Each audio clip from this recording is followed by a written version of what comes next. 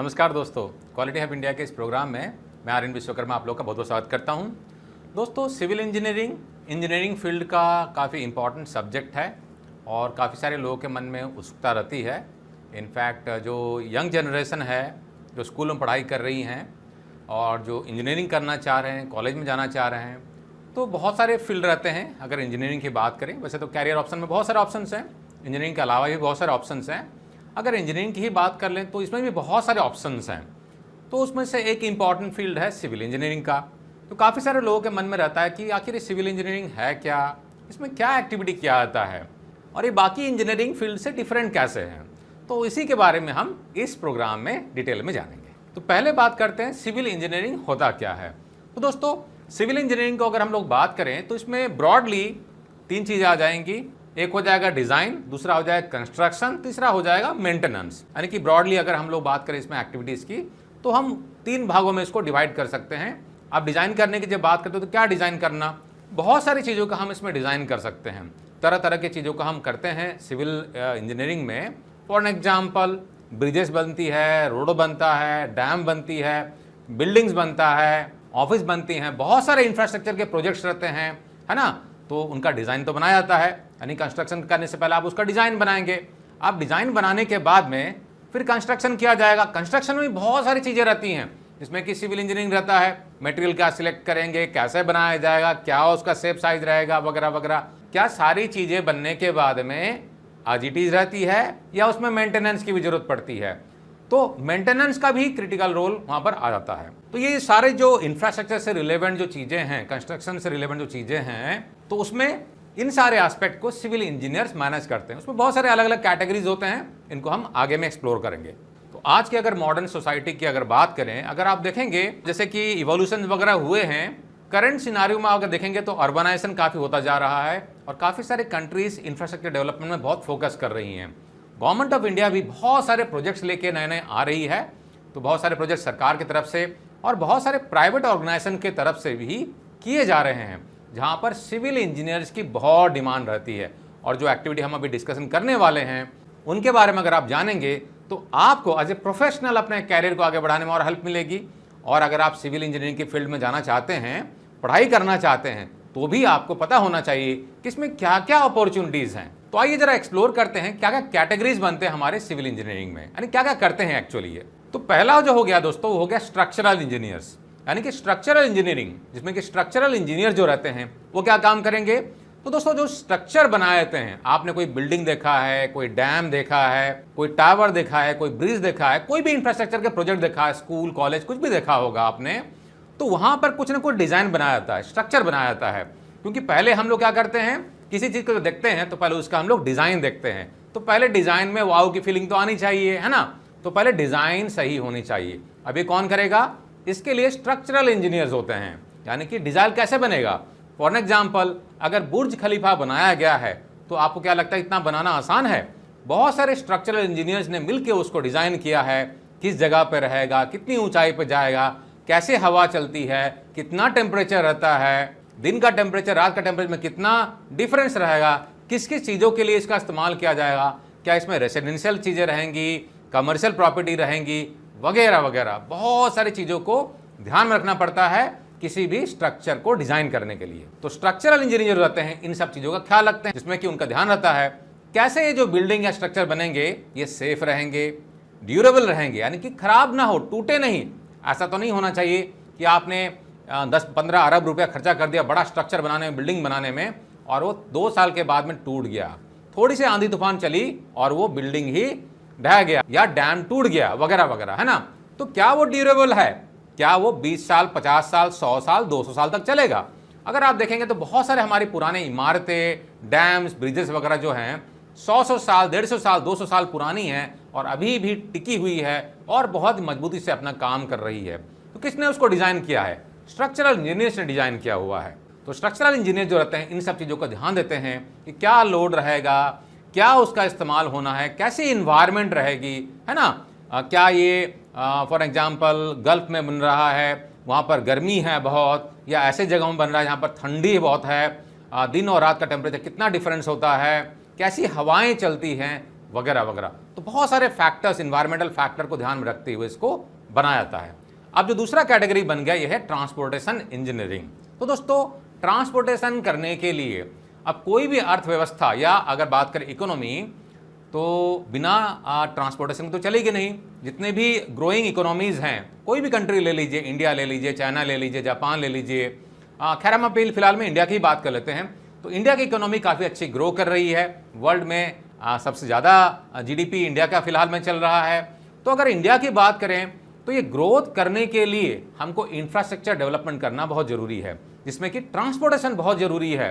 और आप आजकल देख रहे होंगे कितने बड़े बड़े कितने लंबे लंबे और मजबूत टिकाऊ नेशनल हाईवे, स्टेट हाईवेज वगैरह बन रहे हैं, कितने अच्छे अच्छे डिज़ाइन के बन रहे हैं, जिससे कि सरकार की सोच है कि स्टेट टू स्टेट कनेक्टिविटी जो है वो इम्प्रूव हो।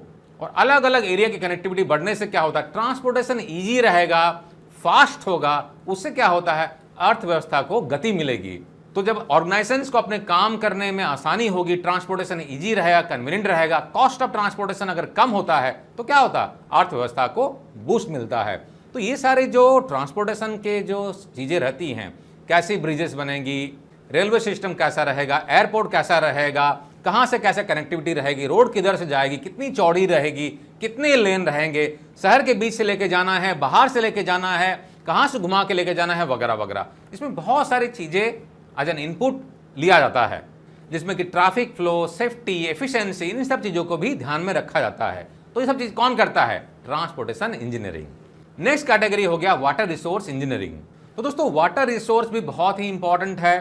पानी कहाँ पर स्टोर किया जाएगा, कैसे स्टोर किया जाएगा, वहाँ से कहाँ ट्रांसपोर्टेशन करना है, क्या रूट रहेगा, कितना उसमें प्रेशर रहेगा, कितना कंजम्पशन होने वाला है, डेली कंजम्पशन, वीकली कंजम्पशन, उसके हिसाब से उसका अरेंजमेंट कैसे किया जाएगा, टावर लगाया जाएगा, अंडरग्राउंड रखना है, वगैरह वगैरह। बहुत सारी चीज़ें जन इनपुट जाती है स्टडी में।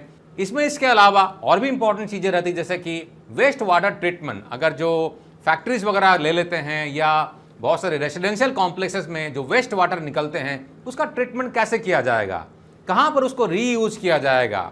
और इसके अलावा स्टॉर्म वाटर मैनेजमेंट और फ्लड कंट्रोल स्ट्रक्चर्स, बाढ़ अगर आ गई कैसे मैनेज करेंगे, डैम का डिजाइन कैसा होना चाहिए, कितना पानी स्टोरेज करना है, पानी अगर छोड़ेंगे तो कहाँ से मूव करके जाएगा, नहर का डिजाइन कैसा होना चाहिए, नहर कहाँ से किधर किधर जाएगा।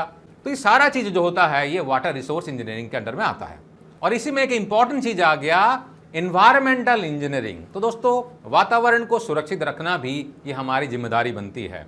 और आज के टाइम में काफ़ी सारे कंट्रीज इंक्लूडिंग इंडिया इन्वायरमेंट को प्रोटेक्शन करने में लगे हुए हैं। हमको अपने अर्थव्यवस्था को आगे बढ़ाना है ना, फैक्ट्रीज लग रही है, लेकिन उससे पॉल्यूशन भी बढ़ रहे हैं। उसके लिए क्या हो रहा है, इन्वायरमेंटल जो नेगेटिव इम्पैक्ट हो रहा है उसको कम करने के लिए हमको इन्वायरमेंट भी मैनेजमेंट करना है। तो इसमें जो वेस्ट वाटर मैनेजमेंट है या दूसरे जो वेस्ट के मैनेजमेंट करने हैं, पॉल्यूशन कंट्रोल करना है, तो इसका इम्पैक्ट इन्वायरमेंट पे कम से कम पड़े, इसके लिए कहाँ फोकस करना है, इसका असेसमेंट कैसे करना है, और असेसमेंट करने के बाद में एक्टिविटीज जो हो रही हैं उसके पॉजिटिव इंपैक्ट कहाँ हो रही है, नेगेटिव इंपैक्ट कहाँ हो रही है, नेगेटिव इंपैक्ट अगर हो रही है तो उसको कंपनसेट कैसे कर सकते हैं। तो ये सारा चीज जो रहता है इन्वायरमेंटल इंजीनियरिंग के अंडर में आता है। पांचवा हो गया दोस्तों स्ट्रक्चरल हेल्थ मॉनिटरिंग। हमने स्ट्रक्चर की तो बात कर ली, ब्रिजेस बनाने हैं, बिल्डिंग बनानी है, डैम्स बनाने हैं, लेकिन डैम बन गया, ब्रिज बन गया, रेलवे स्टेशन बन गया, एयरपोर्ट बन गया, बढ़िया स्ट्रक्चर बन गया है, लेकिन आंधी तूफान भी चल रही है, बारिश, गर्मी, टेम्परेचर अप डाउन, लोग उसका इस्तेमाल कर रहे हैं। तो क्या ये जो स्ट्रक्चर हैं सही हैं, कहीं कुछ उसमें रख रखाव में प्रॉब्लम तो नहीं हो रहा है, क्रैक तो डेवलप नहीं हो रहे हैं, कहीं पर मटेरियल रस्टी तो नहीं हो रहे हैं, टूटने की संभावना तो नहीं है, उनका हेल्थ कंडीशन क्या चल रहा है। जैसे हम इंसानों का हेल्थ कंडीशन चेक करते हैं, यानी कि इंसान जो रहता है उम्र के साथ साथ में क्या होता है, कुछ ना कुछ प्रॉब्लम होती रहती है, हेल्थ इशू होती रहती है, तो हमको भी टेस्ट करते रहना पड़ता है, हमारा बीपी क्या है, शुगर क्या है, वगैरह वगैरह, बहुत सारे टेस्ट होते हैं, blood test, urine test, tool test वगैरह वगैरह। तो उसी तरीके से जो इंफ्रास्ट्रक्चर बनाए गए हैं, डिज़ाइन किए गए, डिज़ाइनर डिज़ाइन किए हैं, अब उसका इस्तेमाल हो रहा है, 5 साल हो गया, 10 साल हो गया, तो क्या वो सही कंडीशन में है, तो उसको भी हमको चेक करते हुए रहना है। और यहाँ पर रोल आता है उनका हेल्थ मॉनिटरिंग का। तो उसके लिए बहुत सारे सेंसर, बहुत सारे गैजेट्स आते हैं, बहुत सारे तरीके होते हैं, टेस्टिंग मैकेनिज्म आती हैं, जिसके हम टेस्टिंग करने से जान सकते हैं कि क्या ये जो बिल्डिंग, क्या ये जो डैम है, एयरपोर्ट है, वगैरह वगैरह जो भी इंफ्रास्ट्रक्चर है सही कंडीशन में है, इस्तेमाल हो सकती है, कितने साल चलेंगी, वगैरह वगैरह, क्या इसको रिप्लेस करने की ज़रूरत है। आपने देखा होगा बहुत सारी जगहों में एक रेलवे का पुल है, ठीक है ना, अगर सरकार ने बोला कि ये 5 साल के बाद में ये तो खराब हो जाएगा, काम नहीं करेगा, तो पैरेलल एक और पुल बनाने लगते हैं, यानी कि किसी ने उसका टेस्टिंग किया होगा और टेस्टिंग करने के बाद में उन्होंने बताया होगा कि ये जो है 5 साल से ज़्यादा चलेगी नहीं, या तो ये बहुत रिस्की है। आपने काफ़ी बार ये भी देखा होगा कुछ बिल्डिंगों को अनफिट घोषित किया जाता है, तो जो स्ट्रक्चरल हेल्थ मॉनिटरिंग होता है, जो सिविल इंजीनियर्स आते हैं उनको वो टेस्ट करते हैं, चेक करते हैं और बताते हैं कि ये जो बिल्डिंग है अनफिट है। इनफैक्ट बहुत सारे जो भी इंफ्रास्ट्रक्चर बनते हैं पहले उसका फिटनेस का क्लियरेंस भी लिया जाता है कि जो भी स्ट्रक्चर बने हैं, इनफैक्ट जो घर बनते हैं, रेसिडेंशियल कॉम्प्लेक्स बनते हैं, कोई भी इंफ्रास्ट्रक्चर प्रोजेक्ट होते हैं, क्या वो फिट है ना, उसका फिटनेस का क्लियरेंस भी लिया जाता है और इसका जो चेकिंग वगैरह करता है, निरीक्षण परीक्षण जो होता है वो सारा सारा सिविल इंजीनियर्स ही करते हैं। नेक्स्ट हो गया दोस्तों फॉरेंसिक इंजीनियरिंग।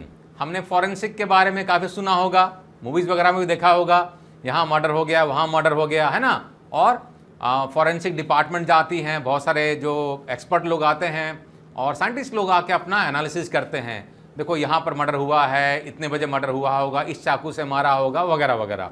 तो उन्होंने तो कत्ल का निरीक्षण परीक्षण किया, लेकिन अगर कोई बिल्डिंग टूट गया, कोई अगर रेलवे का ब्रिज टूट गया, काफ़ी बार बहुत सारी जगहों आपने देखा होगा होते रहते हैं इस तरह के एक्सीडेंट्स वगैरह, तो उनके लिए भी फॉरेंसिक इंजीनियर्स होते हैं जो कि आके चेक करते हैं क्या रीज़न था, क्या डिज़ाइन में कुछ प्रॉब्लम था, मटेरियल जो था खराब क्वालिटी का इस्तेमाल किया गया था। फॉर एग्जांपल सीमेंट जो था अच्छी क्वालिटी का नहीं था, सीमेंट में जो मिक्सचर बनाया गया था उसमें जो बालू इस्तेमाल किया गया था, बालू की क्वालिटी सही नहीं थी, प्रोपोर्शन सही नहीं था, वगैरह वगैरह वगैरह, जो सरिया था सरिया सही ग्रेड का नहीं था, सही मोटाई में नहीं थी, उसका डिज़ाइन नहीं था, वगैरह वगैरह।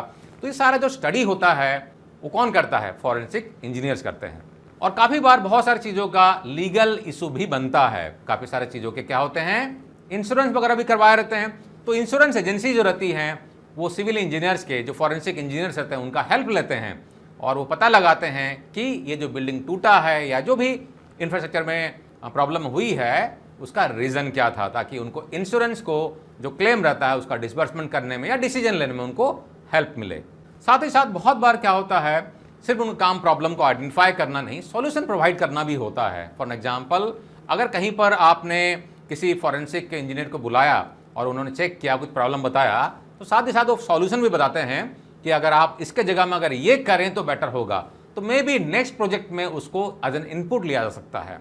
तो सरकार जो रहती है, अगर सरकारी प्रोजेक्ट में कुछ प्रॉब्लम हुई है, प्राइवेट में भी अगर होता है तो बहुत सारे इन्वेस्टिगेशन तो होता ही है, सरकारी एजेंसी तो आती ही है, तो जो भी इनपुट आता है फॉरेंसिक इंजीनियर से एक्सपर्ट एडवाइस करके लिया आता है, उसको अगले प्रोजेक्ट में कंसिडर किया जाता है। नेक्स्ट हो गया दोस्तों अर्बन प्लानिंग एंड डेवलपमेंट। तो दोस्तों आजकल के टाइम में जो अर्बन एरिया का डेवलपमेंट किया जा रहा है बहुत ही स्ट्रक्चर तरीके से किया जा रहा है। आपने बहुत सारे प्रोजेक्ट देखे होंगे, अगर इन प्रोजेक्ट्स को अगर आप 30 साल 40 साल पहले अगर चले जाएं, कंपैरिजन करें, तो पहले क्या हुआ करता था, लोगों ने ज़मीन खरीदा और अपने हिसाब से मकान बनाना शुरू किया, तो कोई स्ट्रक्चर नहीं, कोई डिज़ाइन नहीं, रोड कहीं से भी जा रहा है, तो कोई प्लान्ड तरीके से नहीं होता था चीज़ें। लेकिन अर्बन प्लानिंग और डेवलपमेंट में जो सिविल इंजीनियर्स लगे रहते हैं उनका काम होता है प्रॉपर प्लानिंग करना, यानी कि अगर किसी बिल्डर ने अगर हायर किया हुआ है एक्सपर्ट को अर्बन प्लानिंग और डेवलपमेंट के लिए कि भाई देखो ये हमने एक ज़मीन लिया हुआ है XYZ स्टेट में, फॉर एग्जाम्पल पंजाब में या हरियाणा में या गुजरात में, और हम एक प्रोजेक्ट बना रहे हैं, 1000 एकड़ का प्रोजेक्ट है, बहुत बड़ा प्रोजेक्ट है, और हमको इतने लोगों को रहने के लिए ऐसा बंदोबस्त करना है, ऐसा ऐसा बिल्डिंग चाहिए हमको, उसमें ये सारा अम्यूनिटीज़ होना चाहिए, स्विमिंग पूल चाहिए, एक कबड्डी के लिए या बैडमिंटन के लिए एक ऐसा होना चाहिए, हेल्थ सेंटर होना चाहिए, गोल्फ कोर्ट होना चाहिए, वगैरह वगैरह जो भी है। उन्होंने अपना इनपुट दे दिया। अब ये जो एक्सपर्ट रहेंगे, जो इंजीनियर्स रहेंगे, ये अपना डिज़ाइन बनाएंगे कि कहाँ पर कैसी बिल्डिंग रहेंगी, कितने ऊंचे रहेंगी, कितना एरिया स्पेस छोड़ना है, कहाँ पर शॉपिंग कॉम्प्लेक्स रहेगा, पूल का डिज़ाइन कहाँ पर रहेगा, वगैरह वगैरह। ये सारा प्लान्ड तरीके से होता है। तो आजकल के आपने अगर प्रोजेक्ट वगैरह देखे होंगे, बड़े बड़े बिल्डर जो बनाते हैं कितने सुंदर सुंदर प्रोजेक्ट बनाते हैं, और इनके पीछे भी माइंड जो रहता है सिविल इंजीनियर्स का ही होता है ना। कौन सा बिल्डिंग कितना ऊंचा रहेगा, किस तरीके से रहेगा, लाइट कहाँ से आएगा, ईस्ट साइड है, वेस्ट साइड है, वगैरह वगैरह। आपने देखा होगा कि बहुत सारे मकानों में PLC भी लिया जाता है। इसका मतलब होता है कुछ स्पेशल, जैसे कि आपने देखा होगा कि गार्डन फेसिंग है, सी फेसिंग है, वगैरह वगैरह, है ना। उसके लिए एक्स्ट्रा चार्ज करते हैं बिल्डर। तो डिज़ाइन कौन करता है? तो डिज़ाइन जो आर्किटेक्चर करता है उसके पीछे भी माइंड होता है सिविल इंजीनियर्स का। इन डिज़ाइन के पीछे में सोच होती है कि कॉस्ट इफेक्टिव बने, अच्छा बने, इन्वायरमेंट फ्रेंडली रहे, लोगों के रहने लायक बने, सारे एमिनिटीज उनको पास पास में मिले, कनेक्टिविटी की साधन हो, वगैरह वगैरह। इन सारी चीज़ों का ख्याल में रखा जाता है जब हम अर्बन प्लानिंग और डेवलपमेंट का करते हैं। और नेक्स्ट हो गया दोस्तों मटेरियल इंजीनियरिंग। तो दोस्तों मटेरियल इंजीनियरिंग में जो भी मटेरियल इस्तेमाल किए जा रहे हैं कंस्ट्रक्शन करने के लिए, जैसे कि फॉर एग्जांपल अगर आप सरिया इस्तेमाल कर रहे हैं, आप सीमेंट इस्तेमाल कर रहे हैं, कॉम्पोजिट्स हो गया या एल्युमिनियम पैनल्स हो गए, बहुत सारे होते हैं, स्टील के स्ट्रक्चर्स वगैरह होते हैं, तो क्या वो सही ग्रेड का है ना। उसमें जो केमिकल प्रॉपर्टीज़ होती है, फिजिकल प्रॉपर्टीज़ होती है, मेटालॉजिकल प्रॉपर्टीज़ होती है, क्या वो सही है कि नहीं है, उसमें अगर हीट ट्रीटमेंट किया गया तो सही है कि नहीं है, उसकी प्रॉपर्टी को भी टेस्ट करना और चेक करके पता लगाना है कि ये सूटेबल है कि नहीं कंस्ट्रक्शन के लिए या जिस भी इस्तेमाल के लिए लिया जा रहा है। इसमें भी सिविल इंजीनियर्स इन्वॉल्व होते हैं। हालांकि कुछ और फील्ड के भी इंजीनियरिंग के होते हैं जहां पर कि इन्वॉल्वमेंट आता है, लेकिन कहीं ना कहीं सिविल इंजीनियरिंग का इस्तेमाल या इन्वॉल्वमेंट होता ही है, जो एरिया मैंने अभी तक आपको बताया है। तो दोस्तों आशा करता हूं कि आपको इस प्रोग्राम से सिविल इंजीनियरिंग क्या है और सिविल इंजीनियरिंग का क्या क्या कैटेगरीज हैं, किस किस एरिया में सिविल इंजीनियरिंग काम करते हैं, आपको समझ में आया होगा। तो वीडियो के बारे में अपना व्यू जो है कमेंट सेक्शन में लिख के जरूर बताएं, और अगर आपको अच्छा लगा अपने दोस्तों के साथ में शेयर करें, और चैनल पर नए हैं तो सब्सक्राइब कर लें, वीडियो को लाइक कर लें, और हाँ, हमारे ऑनलाइन ट्रेनिंग कम सर्टिफिकेशन प्रोग्राम को एक्सप्लोर करना ना भूलें। क्वालिटी हब इंडिया के ऐप को गूगल प्ले स्टोर से और एप्पल के स्टोर से आप डाउनलोड कर सकते हैं। कुछ फ्री कोर्सेज हैं, ढेरों पेड कोर्सेज हैं, internationally accredited courses, reasonable cost में आप घर बैठे सीख सकते हैं। सेल्फ बेस्ड लर्निंग है, वीकली डाउट क्लियरिंग सेशन है, मल्टीपल इंटरनेशनल एक्रेडिशंस हैं, ISO सर्टिफिकेशंस हैं, और इन कोर्सेज को करके आप अपने कैरियर को नई ऊंचाई में लेके जा सकते हैं। किसी भी तरह के डाउट होने पे हमें कॉन्टैक्ट करना न भूलें, और हमारा वेबसाइट www.qualityhubindia.com और हमारा कोर्स बाइंग का पोर्टल जो है courses.qualityhubindia.com को विजिट करना न भूलें। नमस्कार।